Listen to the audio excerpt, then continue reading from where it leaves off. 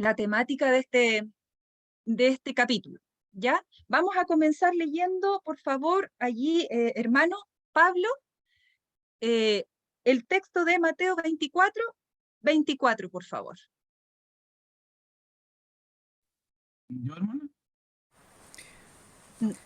Mateo 24 dice: porque se levantarán falsos cristos y falsos profetas, y harán grandes señales y prodigios para engañar, si fuera posible, aún a los elegidos. Amén. Muchas gracias, hermano Pablo. Esto está dado, ¿cierto? Allí estas son palabras del Señor Jesús y están dados bajo el contexto de las señales, ¿verdad? Allí el título que tiene ese texto es las señales antes del fin, ¿cierto, hermano Pablo? Allí, ¿cierto? Aparece, está dado ese versículo, ¿cierto? Dentro del contexto de las señales antes del tiempo, o de las señales del fin, de alguna forma. Jenny, ¿podrías leernos, por favor, qué dice Primera de Pedro 5:8? Primera de Pedro, ya me perdí. Primera de Pedro 5:8. Sed sobrios y velad, porque vuestro adversario, el diablo, como león rugiente, anda alrededor buscando a quien devorar. Ya, esta es una figura que nosotros utilizamos mucho para entender, ¿cierto? La batalla que está librando, ¿cierto? El enemigo, Satanás, contra los hijos de Dios y cómo anda, ¿cierto? Como león rugiente. Esa es una figura, ¿cierto? Que nos hace, de alguna forma, imaginarnos de que el tema es serio, ¿verdad? Y que Satanás, de alguna manera, está como desesperado. Ya esa es la palabra que voy a utilizar. Desesperado, intentando engañar, si fuere posible, como decía nuestro hermano, aún a los escogidos, ¿ya? Y Pablito, por favor, aquí léenos el contexto, porque esto nos va a dar, ¿cierto?, el puntapié inicial para empezar a analizar este capítulo. Apocalipsis capítulo 16, versículo, hermana. 12 al 17, por favor. Ya, dice así. El sexto ángel derramó su copa sobre el gran río Éufrates, y el agua de éste se secó, para preparar el camino a los reyes del oriente. Vi salir de la boca del dragón, de la boca de la bestia y de la boca del falso profeta, tres espíritus inmundos semejantes a ranas. Son espíritus de demonios que hacen señales y van a los reyes de la tierra en todo el mundo para reunirlos para la batalla de aquel gran día del Dios Todopoderoso. Yo vengo como ladrón. Bienaventurado el que vela y guarda sus vestiduras, no sea que ande desnudo y vean su vergüenza. Y los reunió en el lugar que en hebreo se llama Armagedón. El séptimo ángel derramó su copa por el aire y salió una gran voz del santuario del cielo, desde el trono que decía: ya está hecho. Entonces hubo relámpagos, voces, truenos y un gran temblor de la tierra y un terremoto tan grande cual no lo hubo jamás desde que los hombres existen sobre la tierra. Ya. Muchas gracias, Pablito. Ahí nomás. Bien. Teniendo estos textos, ¿cierto?, en mente, vamos a analizar ahora sí los engaños, ¿cierto?, satánicos de los últimos días. Si ustedes se dieron cuenta, Pablito allí leyó, ¿cierto?, la profecía, de alguna manera lo que iba a suceder con estos tres poderes que se mencionan en el Apocalipsis y ¿qué iban a hacer esos tres poderes? Van a perseguir, ¿cierto?, al pueblo de Dios, ¿ya? Justo antes de qué? Antes de que se derrame, ¿cierto? O más bien que el séptimo ángel dice, derramó su copa por el aire, y allí dice, hecho está. Cuando eso ocurra y hecho está, el Señor Jesús descenderá, ¿cierto? Con poder y gran gloria, ¿cierto? A buscarnos. Entonces, justo antes, dice, entre la sexta, ¿cierto? Y la séptima copa, dice que aquí, ¿cierto? Vi salir, ¿cierto? De la boca del dragón un poder, y de la boca de la bestia otro poder, ¿cierto? Y de la boca del falso profeta tres espíritus inmundos a manera de ranas, pues son espíritus de demonios que hacen señales y van a los reyes de la tierra, los poderes, ¿cierto? Y de alguna forma los convencen. Ahora, el gran engaño de Satanás en los últimos días está relacionado con los espíritus de demonios. Eso es bien interesante, porque si ustedes se van al libro del conflicto de los siglos, justo antes de que hable acerca del tiempo de angustia, habla acerca, ¿cierto?, de el espiritismo. ¿cierto? O como la última artimaña que utiliza el enemigo. Y también, ¿cierto? También hace una aclaración respecto del ministerio de los ángeles. ¿Por qué? Porque hay una parte de los ángeles, ¿cierto?, que descendió del cielo, que fueron expulsados junto con Satanás. Y ellos cobran protagonismo, ¿cierto?, en este tiempo. ¿Ya?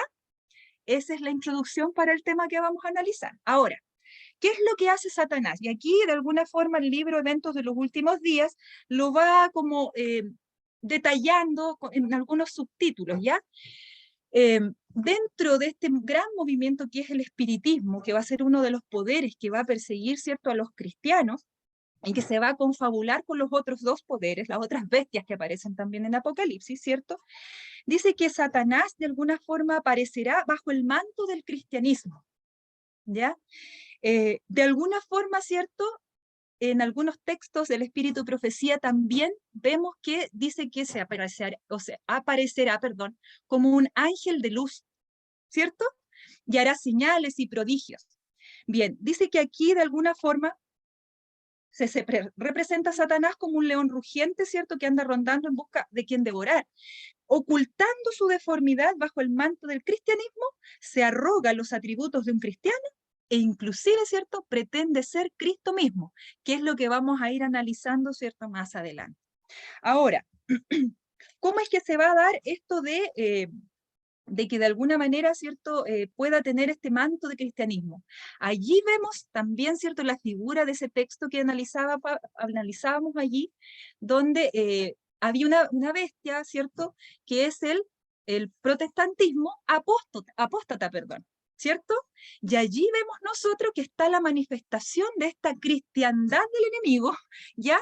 Y que de alguna forma se pretende presentar como un ángel de luz, e inclusive, ¿cierto?, hacen señales y prodigios y milagros, ¿verdad? Y todos diciéndolos que de alguna manera son movidos por el poder de Dios, pero al mismo tiempo, ¿cierto?, no se basan en las escrituras, o más bien acomodan o invalidan muchos de los escritos ¿ya? Entonces, ¿por qué es que hace esto? ¿Por qué es que hace esto? Porque de alguna forma, ¿cierto?, el mundo tiene puestos los ojos sobre los cristianos. Y se espera, ¿cierto?, que de ellos brote la bondad, brote la gentileza, ¿me entienden? Todo eso, hay como mucha expectativa en relación a los cristianos. Bueno, dentro de estos movimientos religiosos se va a dar mucho de eso, mucho de eso. Miren lo que dice aquí, ¿cierto?, en la página 160, dice, nos llama mucho la atención, dice aquí, la fortaleza más poderosa del vicio en nuestro mundo no es la vida inicua del pecador abandonado. Eso no llama la atención ni cautiva, ¿cierto?, a aquellos que están en el mundo, ¿cierto? O del paria degradado. Dice que es la vida que parece virtuosa, honorable, noble, pero en la cual se fomenta un pecado, se abriga un vicio. Dice, el genio, el talento, la simpatía, hasta las acciones generosas y bondadosas pueden llegar a ser así lazos de Satanás para atraer a las personas al precipicio de la ruina. ¿Ya? Ahora, esto también puede darse en nuestra iglesia, que eso es lo más delicado. ¿Ya? A todo esto, déjame un poquito, hijita, que lo voy a revisar aquí, hay un texto que quiero compartir con ustedes igual. Esto puede darse, ¿cierto?, en nuestra iglesia también. Dice que mucho tenemos que temer, ¿cierto?, de los enemigos internos que de los externos, como Iglesia Adventista del Séptimo Día, dice. Los impedimentos para el vigor y el éxito provienen mucho más de la iglesia misma que del mundo, dice. Los incrédulos tienen derecho a esperar que los que profesan ser observadores de los mandamientos de Dios y de la fe de Jesús hagan más que cualquiera otro para promover y honrar la causa que representan por medio de su vida consecuente, su ejemplo piadoso y su activa influencia. Y aquí está este texto que yo quería compartir con ustedes. Dice, pero con cuánta frecuencia los profesos defensores de la verdad han demostrado ser los mayores obstáculos para su adelanto. La incredulidad fomentada, las dudas expresadas, las tinieblas abrigadas animan la presencia de los malos ángeles y despejan el camino para los planes de Satanás. Mis queridos hermanos, todos nosotros estamos invitados, ¿cierto?, a vivir una vida de piedad práctica, real. No que seamos, ¿cierto?, apariencia de piedad, sino que efectivamente, ¿cierto?, vivamos y de alguna manera practiquemos esa piedad, ¿ya? Ahora viene algo bien interesante también, porque bajo un manto de cristiandad sabemos que eso se va a presentar, ¿cierto?, en distintos movimientos religiosos, ¿ya? Vamos a ver señales, prodigios en esos movimientos también, y de alguna manera mucha efusividad, por decirlo, y van a captar la atención del mundo, ¿verdad? Pero no van a estar cimentados en la verdad, y eso es lo delicado, ¿ya? Ahora, al mismo tiempo que eso suceda, también, como decía la lectura que leyó allí Pablito Gutiérrez, ¿cierto? Se levantarán espíritus engañosos, ya espíritus mentirosos, que contradicen las escrituras. Si ustedes buscan allí en Apocalipsis y vuelven a leer con calma los versos 13 y 14, habla de 3 espíritus inmundos, ¿cierto? Que son demonios, dice. Y acá, en el espíritu, miren, yo encontré un libro aquí que me pareció muy interesante, muy bueno, que se llama Preparación para la crisis final, que lo tenía por allí mi hermanita guardado. Dice que poco a poco Satanás ha preparado el camino para su obra maestra de seducción, dice. El desarrollo del espiritismo. Hasta ahora, dice, no ha logrado realizar completamente sus designios, pero lo conseguirá en el poco tiempo que nos separa del fin. El profeta dice, y vi, y ahí menciona el texto que leyó Pablito, 3 espíritus inmundos como ranas. Son espíritus de demonios que obran prodigios, los cuales salen a los reyes de todo el mundo habitado a juntarlos para la gran guerra del día del Dios Todopoderoso. Luego sigue citando al conflicto de los siglos en la página 613 y dice así: esos espíritus mentirosos representan a los apóstoles como contradiciendo lo que escribieron bajo la inspiración del Espíritu Santo durante su permanencia en la tierra. Vaya que potente. Imagínense, queridos hermanos, que en ese tiempo, casi en el fin ya, ¿cierto? El enemigo utilizará ya todos sus recursos. Y utilizará, ¿cierto?, a los ángeles caídos, ¿cierto?, estos espíritus de demonios, que se personificarán, dice el espíritu de profecía, ¿cierto? E inclusive hasta en hermanos de hermanos o personas, ¿cierto? Seres humanos, dice, ¿cierto? ¿Y qué harán? Se personificarán, ¿verdad? Y contradecirán las escrituras, ¿ya? Me estoy tupiendo ahí, no estoy tan emocionada hablando de este tema. Pero al mismo tiempo dice que aparecerán de manera milagrosa, prodigiosa, ¿cierto? Estos espíritus, personificando inclusive a los apóstoles, diciendo que lo que ellos escribieron en su momento, ¿cierto? Hoy día ha sido cambiado por Dios. E inclusive, ustedes van a buscar esto porque esto está todo ahí en el libro, en el capítulo 11, van todos los últimos días. Ya, si no me voy a demorar mucho en leerlo. Pero inclusive diciendo, ¿cierto?, que la santidad del domingo, que es un baluarte que van a levantar o que el enemigo levantará, ¿cierto? El Señor mismo ha bendecido, dirán, ese día. Y dirán de alguna forma, ¿cierto?, que la ley de Dios dada en el Sinaí, que son los 10 mandamientos, ¿verdad? Y los principios que nosotros sabemos que son eternos, son una ley muerta, ¿ya? Y de alguna manera también mencionarán lo siguiente. Dice así, aquí, esto sí que lo voy a leer textual, porque es bien interesante, ¿cierto? Lo que dice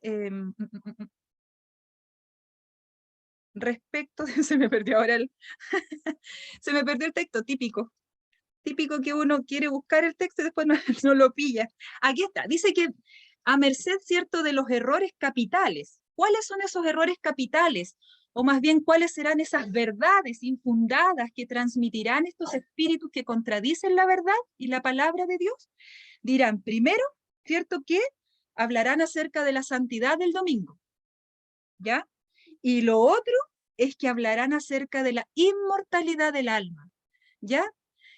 Esos serán, ¿cierto?, los grandes engaños que de alguna manera se presentarán y se validarán en esos tiempos, y que serán presentadas, ¿cierto?, por espíritus personificados, ¿cierto? Inclusive hasta en los apóstoles, dice el espíritu de profecía. Qué poderoso, qué potente eso. Ahora, además de eso, el enemigo ha ido sembrando este terreno, ¿cierto? Como decía allí el conflicto de los siglos, ha ido preparando este terreno con tal de convencer a la humanidad de que es posible, ¿cierto?, conectarse, comunicarse con los muertos. Entonces, es aquí donde esta verdad acerca de la inmortalidad del alma, o más bien la verdad, ¿cierto?, una falsedad de la inmortalidad del alma ha ido ganando terreno. Nosotros, voy a pedirle por favor que alguien busque Eclesiastés 9, 5 y 6, y alguien que busque también Apocalipsis 14, 13.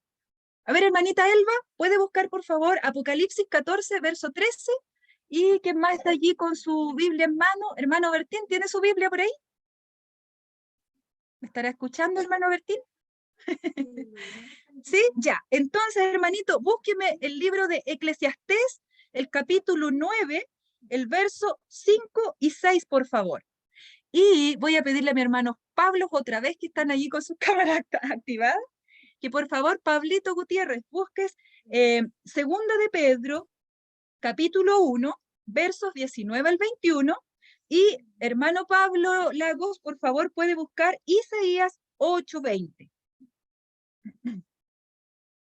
Entonces, nosotros, ¿cierto?, tenemos que comprender que va a ser, pero en realidad, increíble, ¿ya?, lo que va a suceder en esos tiempos. El enemigo utilizará todas sus trampas, todas sus herramientas, todos sus recursos para intentar engañar, si fuere posible, a los escogidos, ¿ya? No asegura la Escritura que engañará a los escogidos. Ojo con eso, sino que intentará engañar, si fuere posible, aún a los escogidos, ¿ya? Ahora, nosotros sabemos que los caballitos de batalla, voy a utilizar este término, los caballitos de batalla del enemigo, ¿cuáles serán? La inmortalidad del alma, ¿cierto? Es decir, ¿qué es esto? Esto es espiritismo puro. Yo les voy a leer aquí una definición de lo que es espiritismo. Dice: creencia en que los espíritus de los muertos conservan un cuerpo material y pueden comunicarse con los seres vivos en ciertas circunstancias, especialmente gracias a la acción de los médiums. Nosotros vemos eso hoy día, es muy común, ¿cierto? Está en la palestra, muchos en su desesperación recurren a estos temas, la pena que uno siente, ¿cierto?, al despedirse de un ser amado, un ser querido, en realidad nubla los sentidos y el juicio muchas veces, ¿cierto? Y si no tenemos el asidero de la palabra de Dios, lógicamente el enemigo puede confundir, puede llevar y de alguna forma, ¿cierto?, enredar a aquellas personas en este mundo. Dice también que es un conjunto de prácticas realizadas para comunicarse con los espíritus de los muertos. Entonces, el caballito de batalla, la inmortalidad del alma. Ahora, ¿cómo nosotros? ¿Cuál va a ser nuestra única salvaguardia? El espíritu de profecía, antes de hablar acerca del espiritismo en el conflicto de los siglos, habla acerca de nuestra única salvaguardia. ¿Cuál es esa, mis queridos hermanos? Un escrito está. Ahora, vamos a ver qué es lo que dice la Biblia respecto de la condición de los muertos en Eclesiastés 9, 5 y 6.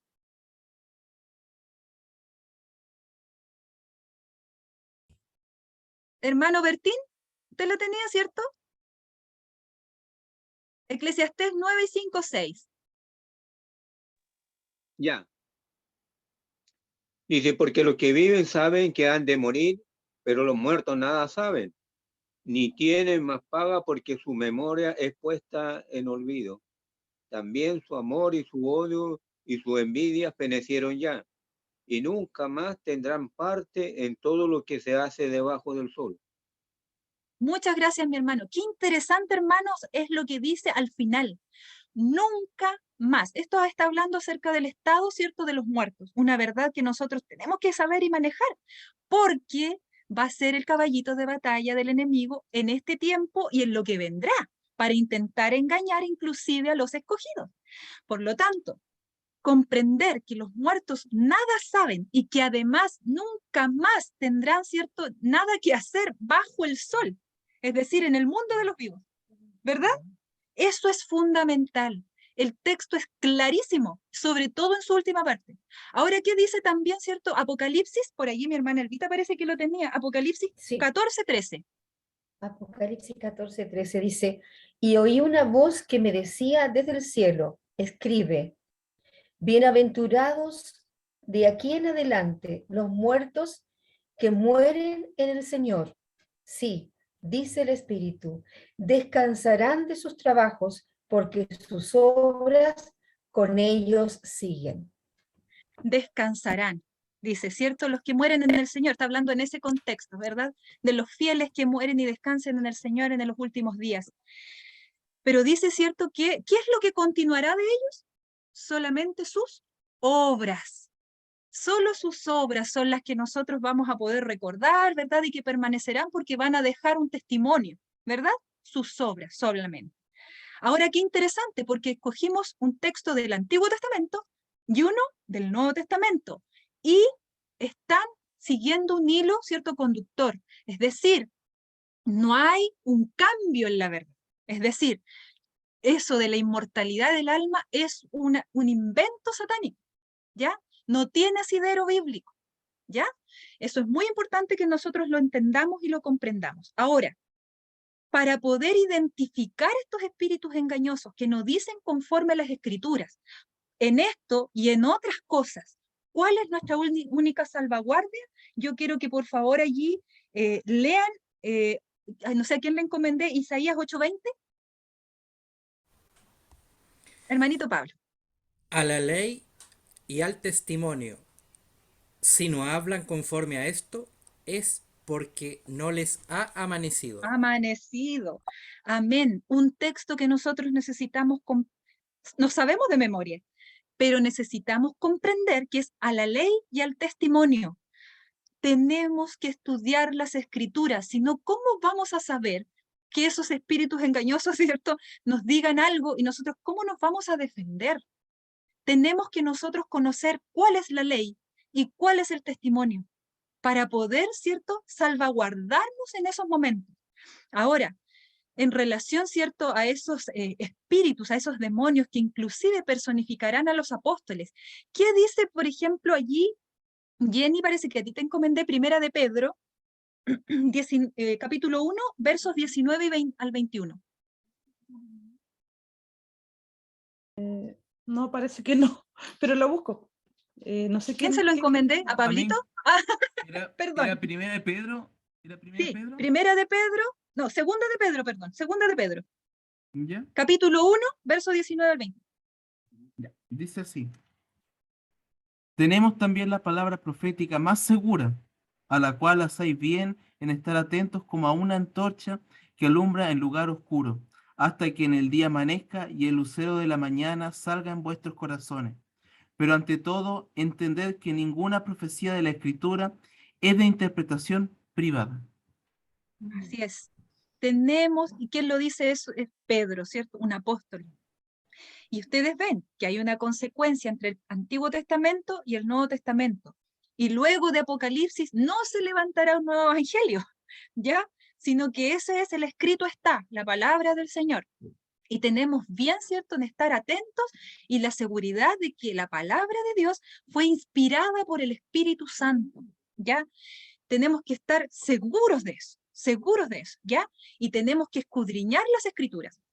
Solo así vamos a estar capacitados para poder reconocer a aquellos espíritus que nos hablarán a veces en voz de hombres, ¿cierto? O en ángeles de luz, que nos dirán, esto no es así, esto fue cambiado.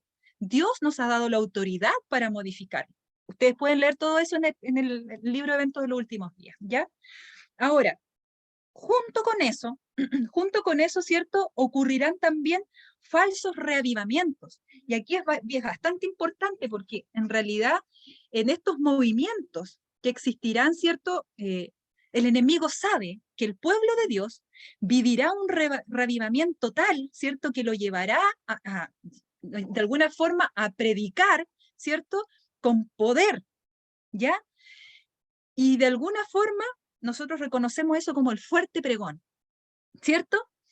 El enemigo sabe eso, por lo tanto intentará falsificar todo eso y falsificará todo eso. Entonces veremos movimientos y reavivamientos falsos que tendrán mucha pompa, mucha gloria y ganarán muchísimos adeptos, ¿ya? Muchísimos adeptos.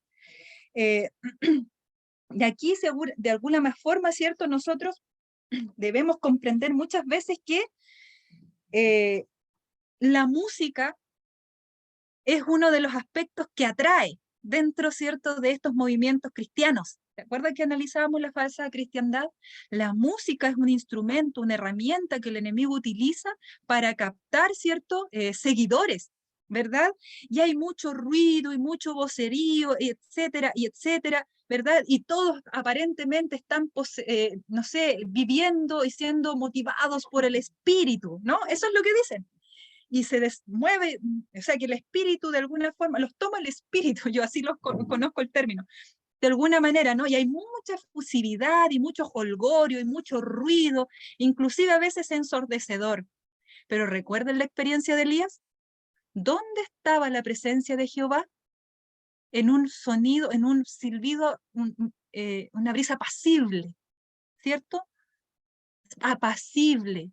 Y aquí de alguna forma, ¿cierto?, tenemos que comprender que las reuniones, dice, más provechosas para el progreso espiritual son aquellas que se caracterizan por la solemnidad y el escudriñamiento profundo del corazón, en las que cada uno procura conocerse a sí mismo y con fervor y profunda humildad y se esfuerza por aprender de Cristo. Eso dista muchísimo de lo que ocurre en estos eventos, ¿cierto?, ensordecedores y donde en realidad muchas veces es muy sensacionalista, ¿ya? Entonces, nosotros también, de alguna forma, tenemos que tener cuidado con eso. El ruido desconcertante dice que aturde los sentidos y desnaturaliza aquello que si se condujera en la forma de vida, constituirá una bendición. Dice que las cosas que han ocurrido en el pasado también acontecerán en el futuro. Satanás convertirá la música en una trampa debido a la forma como es dirigida. ¿Ya? La obra de Dios, dice más adelante, la obra de Dios se ha caracterizado siempre por la serenidad y la dignidad. Serenidad, solemnidad y dignidad, y un profundo escudriñamiento del corazón. Si no ocurre eso, es porque no les ha amanecido. ¿Ya? Vamos siguiendo, ¿cierto?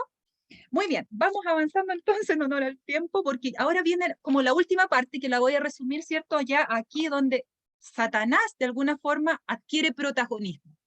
Ustedes han oído, o bueno, han estudiado, ¿cierto?, el libro de Tesalonicenses, segunda epístola. En el capítulo 2, o 1, perdón, habla acerca del hombre de pecado, ¿cierto? Y la manifestación del hombre de pecado que hará señales y prodigios, etcétera, etcétera. Bueno, eso, anótenlo ustedes ahí al margen y lo buscan y lo estudian, porque por tiempo no lo vamos a alcanzar a hacer, ¿ya? Pero allí vemos, ¿cierto? Y el espíritu de profecía también es claro, que junto con traer estos espíritus inmundos que personificarán inclusive a los apóstoles, que también, ¿cierto?, se personificarán en nuestros seres queridos tal vez, ¿cierto?, en hombres cristianos en apariencia, ¿verdad?, que nos hablarán contradiciendo las escrituras muchas veces, ¿verdad? Además de eso, Satanás mismo, ¿cierto?, se hará pasar por Cristo. ¿Recuerdan ustedes, cierto, cuando habla acerca del anticristo en las escrituras? Bueno, Satanás dice aquí de alguna manera, cierto, que personificará a Cristo. También intentará, porque intentará imitar, cierto, a Cristo en cada detalle. Y también, ¿verdad?, contestará o pretenderá contestar las oraciones de quienes, no de los que lo siguen a él ahí en esa triada de confusión, sino de los santos. Porque ¿a quién intenta engañar? aun si fuere posible, a los escogidos.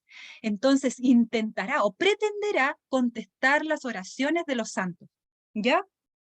Ahora, dice aquí, Satanás vendrá haciéndose pasar por Jesucristo, haciendo grandiosos milagros, y los hombres se postrarán y lo adorarán como a Jesucristo. Se nos ordenará adorar a ese ser a quien el mundo glorificará como a Cristo. ¿Qué haremos? Nos dice aquí el Espíritu de Profecía. Bueno, esto es lo que tenemos que contestar. Díganle que Cristo nos ha advertido precisamente contra un enemigo tal, que es el peor adversario del hombre, y que sin embargo pretende ser Dios, y que cuando Cristo haga su aparición será con poder y gran gloria, acompañado por 10.000 veces 10.000 ángeles y millares de millares, como aparece, ¿cierto?, en Apocalipsis 5:11. Nosotros tenemos que escudriñar las Escrituras para poder reconocer cómo será la venida de nuestro Señor Jesús. En el capítulo 1 y en capítulo 5, ¿cierto?, habla acerca de cómo será la venida de nuestro Señor Jesús. Será con poder y gran gloria, dice, ¿cierto? Millares y millares de ángeles. El Espíritu de Profecía también hace una descripción que complementa muchísimo, ¿cierto?, lo que dice la Escritura respecto del segundo advenimiento del Señor Jesús. Ahora, el enemigo dice que intentará, ¿cierto?, imitar efectivamente la segunda venida de Cristo. Realizará muchísimos milagros, inclusive en estos movimientos, y aquí hay algo bien interesante que a mí me gustó muchísimo y que quiero compartirlo con ustedes. Vemos, ¿cierto?, que van a haber espíritus que personificarán inclusive a los apóstoles. Eso ya es algo impresionante, ¿verdad? Vemos también que muchos ángeles personificarán inclusive a nuestros seres queridos, ¿verdad? Y también veremos que inclusive algunos que profesan ser cristianos van a ser movidos por estos espíritus también para intentar tergiversar las Escrituras y también convencernos a nosotros. Y ahora vemos también aquí, ¿cierto?, que se harán muchísimos milagros, muchas señales y prodigios, muchas. El mundo entero, ¿cierto?, será testigo de esos señales y de esos milagros. Ahora aquí el Espíritu Profecía dice que esos milagros no prueban nada. Miren, a veces nosotros nos preguntamos, ¿por qué es que los cristianos, ¿cierto?, o los adventistas no realizan sanaciones, no realizan estos milagros, ¿cierto?, de curaciones milagrosas? Saben que el enemigo en los últimos tiempos derramará, ¿cierto?, enfermedades y hará que muchas personas se enfermen y luego él mismo retirará esas enfermedades de ellos, ¿cierto?, para que se sanen milagrosamente. Puros prodigios del enemigo, que serán vistos como señales, ¿cierto?, o más bien como milagros ante los ojos del mundo. Pero no ante los ojos de aquellos que escudriñan las Escrituras y que tienen esta luz que los ha preparado para estos tiempos finales. Dice aquí, la forma como Cristo obró consistió en predicar la palabra y en aliviar los sufrimientos mediante obras milagrosas de curación. Entonces, el enemigo dirá y se hará pasar por Cristo. Entonces hará señales y prodigios y milagros, ¿verdad?, de sanación sobre todo, y entenderá las necesidades de la humanidad. Y dirá, y si algunos dijere, como dice el Señor Jesús, aquí está el Cristo, ¿qué tenemos que hacer nosotros? No le creáis. ¿Por qué? Porque la venida del Señor será, ¿cierto?, ante todo ojo. Yo hace un tiempo atrás me encontré en la calle con una hermanita que era, no me acuerdo en este minuto la denominación, pero ellos, al estudiar el libro del Apocalipsis, me preguntaron quién es el que va a retornar. Y ellos creen, ¿cierto?, que la que va a retornar de alguna manera es como la mujer, la de que descenderá del cielo, ¿cierto? Me preguntaron quién era la Nueva Jerusalén. Bueno, yo, de acuerdo a lo que yo había estudiado, y ahí en la calle, ¿cierto?, buscando en su propia Biblia, porque no andaba con mi espada ese día, pero yo le buscaba textos y todo eso, y él me decía, pero es que ¿cómo será la venida de Dios? Y buscábamos en Apocalipsis, yo lo llevaba al primer capítulo, después al capítulo 5, estuvimos como media hora ahí en la calle. Y ellos creen que Cristo ya vino y que se personificó en un siervo que vive en, no sé, en Asia. Y ese movimiento cristiano, ¿cierto?, que sigue a Cristo, ¿verdad?, espera el advenimiento de la esposa de Jesús. ¿Se dan cuenta cómo están confusos los seres humanos? ¿Se dan cuenta? Porque esa es la artimaña del enemigo, confundir. Ahora miren, y se harán muchas señales y muchos milagros. Nosotros hemos visto también, ¿cierto?, que en muchas denominaciones se hacen señales, se hacen milagros, sanaciones, etcétera, etcétera. Dice así el Espíritu de Profecía en la página 173, citando aquí un texto de Mensaje Selecto. Dice, pero se me ha dicho que hoy no podemos obrar en la misma forma. Dice que los milagros serán parte del ministerio del pueblo de Dios bajo el fuerte clamor. Dice, pero no tendrán el significado que tuvieron en los días de Cristo. La realización de milagros no será más una prueba de la aprobación o respaldo divino. ¿Por qué? El enemigo hará también milagros y dirá que tiene el respaldo de Dios al hacer esos milagros. Entonces los hijos de Dios también, ¿cierto?, vivirán, ¿cierto?, y serán milagros en esos tiempos, pero no serán prueba de alguna manera, ¿cierto?, de la aprobación o el respaldo divino, los milagros. Dice aquí, porque Satanás ejercerá su poder realizando milagros. Los siervos de Dios de hoy no podrían obrar mediante milagros porque se realizarán obras espurias de curación que se harán pasar por divinas. Entonces el Señor, para evitar que nosotros, ¿cierto?, nos veamos de alguna manera involucrados en el mismo grupo, ¿cierto? Nosotros seremos testigos de milagros, claro que sí, sobre todo en cuanto a nuestra protección. ¿Por qué? Porque cuando esos ángeles, espíritus de Satanás, se personifiquen, ¿cierto?, en estos seres humanos que nos intentarán confundir, también serán algunos ángeles de Dios, ¿cierto?, quienes utilizarán, ¿cierto?, algunas personas también para cuidar de nosotros y para protegernos también. Eso también aparece allí, ¿cierto?, en el Espíritu Profecía, y búsquenlo ustedes también. Entonces, vamos, ¿cierto?, vamos en que el enemigo, ¿cierto?, intentará personificar a Cristo y que al mismo tiempo intentará también, ¿cierto?, imitar su segundo advenimiento. Ahora, nuestro principal asidero, ¿cierto?, no van a ser, aquí dice que los milagros no prueban nada. Y los milagros, dice luego, y para ir finalizando, no pueden reemplazar a la Biblia. ¿Se dan cuenta que nuestra única salvaguardia es la Escritura? Entonces dice que la Biblia nunca será reemplazada por manifestaciones milagrosas. Por lo tanto, si no están acompañados esos milagros, ¿cierto?, de una verdad basada en las Escrituras, o si esos milagros también van acompañados de la santificación del día domingo, o de las creencias en la inmortalidad del alma, a la ley y al testimonio. Si no dijeren conforme a eso, es porque no les ha amanecido. Por lo tanto, dice aquí que hay que estudiar la verdad y hay que buscarla como un tesoro escondido. No se darán inspiraciones maravillosas aparte de la palabra, ni aquellas tomarán el lugar de esta.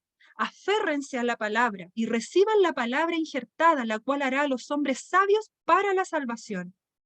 Dice que el anticristo va a efectuar ante nuestra vista obras maravillosas. Las falsificaciones asemejarán tanto a la realidad que será imposible distinguirlas sin el auxilio de las Santas Escrituras. Estas son las que deben atestiguar en favor o en contra de toda declaración, de todo milagro. Mis queridos hermanos, tengo muchos textos más bíblicos, pero se los puedo compartir por interno, porque en honor al tiempo, ¿cierto? ¿Qué nos quedamos? ¿Con qué nos quedamos? ¿Cierto? Que el espiritismo va a tomar protagonismo en los últimos tiempos, ¿cierto? De manera impresionante, algo que nuestros ojos nunca han visto, ¿ya? Y que al mismo tiempo nuestra única salvaguardia ante esto será la Escritura, las Escrituras, la palabra de Dios, que no será modificada, no será alterada, porque es eterna, ¿ya? Es eterna. Que Dios les bendiga, que Dios nos ayude y que esto, ¿cierto?, pueda despertar nuestras conciencias, como yo fui de alguna forma impresionada, para que tomemos decisiones que nos lleven a escudriñar las Escrituras. Serán nuestra única salvaguardia, mis queridos hermanos. Gracias, mi querida hermanita Eli.